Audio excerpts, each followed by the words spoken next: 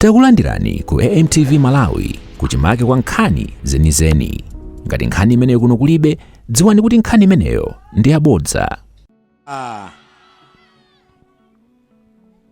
Vapapi kupulika nyengo ya mala kweni nipeleke nchindi kwa Sawira temba la matemba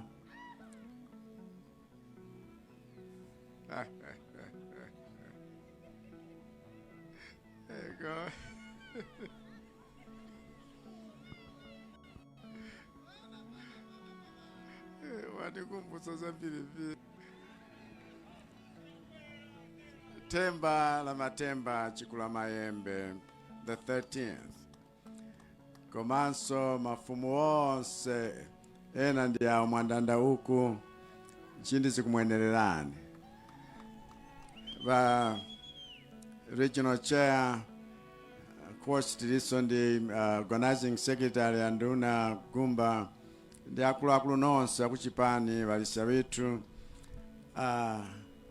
vanyagondwe ava chafua gondwe pawo ndi paphiri pomwepa pamwazisi. So vawolewani na ine uwo tili wakukondwa chomene kumuonani pano pa Borero.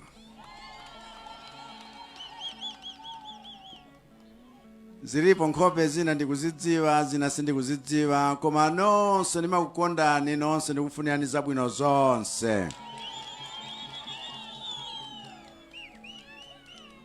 Ndikudziwa kuti masiku ano anthu tikukhalirana bwino wina ndi mnzake, ndipo pa zifukwa zosiyanasiyana ngakhale ku ufumu wa Sawira kumapezekanso gule wamkulu chifukwa kuno anthu adabwera nkukhazikikanso monga Amalawi ena wonse mumasunga bwino, ndipo tifuna tiyamikire chifukwa kuno timalelana timasungana.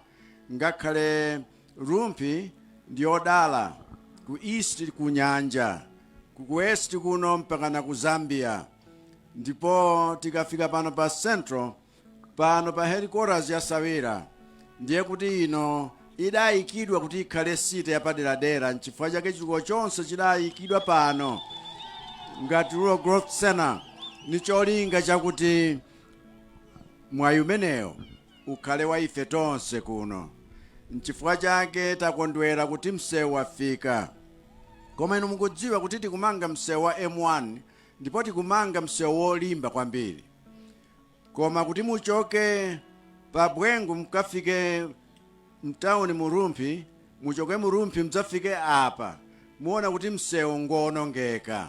Ndiye pafunikanso plani ina yakuti tilumikizitse chifukwa msewu wabwino uwu tisamangwa uyambira pa njira, wonse msewu wofunika ukonzeke. Ichi nchakuti chitukuko tiziyika chitukuko cholimba. Ena angofuna kuthamangira zinthu za tsiku limodzi, koma zinthu za tsiku limodzi zimathanso tsiku limodzi. Nchifukwa chake ndikufuna nonse abale wanu wena rumpi munigokere chifukwa 5 years, 4 of which takhala ndi mavuto osiyanasiyana timachita declare state of disaster one after another. Zinthu zakuti zikadakhoza kuyendetsa mwaluwiro monga timafunira sizikadatheka.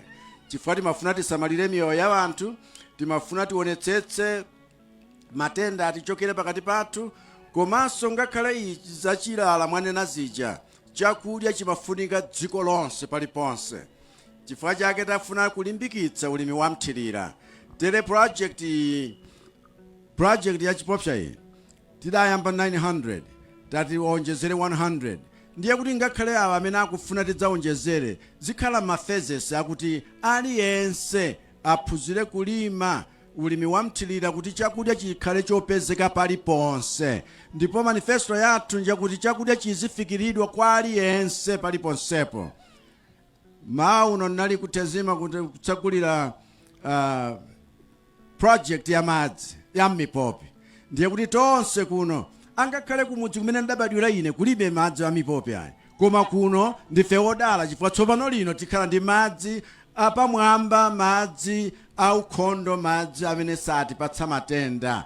Ndipo zimenezo zikafika mpakana kwa mpelembe, tera kuti kunena kuti dzikoli lili kusinthika step by step, chifukwa tikufuna kuti achinyamata, azimayi onse apatsidwe ndalama zimene akhoza kuchita nazo. 1 million apatsidwe ndalama 1 million aliyenseyo.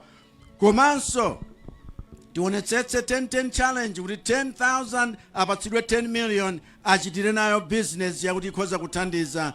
Komanso vana akabadwa tiwayikire investment account yakuti azikhala ndi ndalama 500,000 pokwana zaka 18 ni mamiliyoni ankhaninkhani. Ndiye kuti pamene ponso tayika zikhwaya, tayikanso anthu olemereratu akadali achinyamata. Tikufuna zimenezi chifukwa ma minerals wonse amene tili nawo tikuwayika kukhala ndi sovereign fund, wealth fund yakuti dziko la Malawi likhale ndi chuma chake.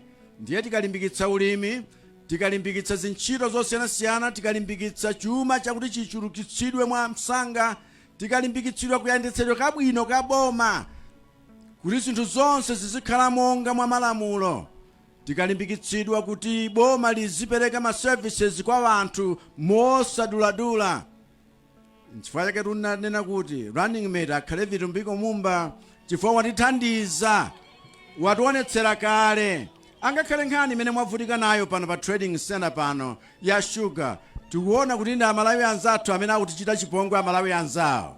Ngakhale vuto la mafuta ili lakuti ine ndayitanitsa mafuta pogwirizana ndi ena maboma amene amakonza mafuta kuti half ya mafuta tilipire mtengo umenewo usiyana ndi umene timalipirira kale. Koma anthu akudana nazo zimenezo chifukwa adazolowera kumangodyapo zinthu za mtundu umenewo kumadyera masuku anzawo pamutu. Tifuna dziko lino litukuke mwa msanga, koma alipo amene adazolowera njira zakale. Chifukwa chake tikufuna kuti ngakhale maulamuliro atsopano kaya ndi m'masitezi mwathu tiyendetse zinthu zamakono.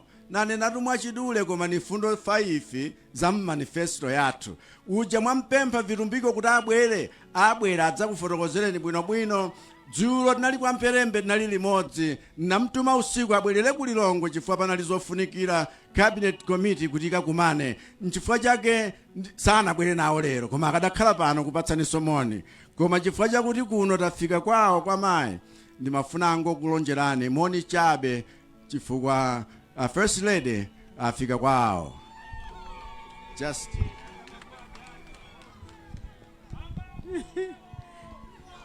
Monile Mose. Ine ndine Monica Chafua Gondwe. Achafua mgamanya pa ruvili hapo. Kwetili kumwazisi. Kwitu nkwene kuno. Yeo. naonga chomene. So wapapi wane, wabali wane, Mose nikupempani kuti pa 16 September ino amene munalembetsa musaphonye voti yanu ayi, mukachonge pa Chakwera kuti ndipitilize chitukuko Adayambazi ni zina zimene zikadalipo zimene tikufotokozerani. Mwakonzeka kukavota? Takwezani manja amene mukavotera Chakwera pa 16 September. Chiuta mtumbikeni Mose, yeo chomene, yeo. Osayiwala kupanga subscribe ku channel ya AMTV Malawi.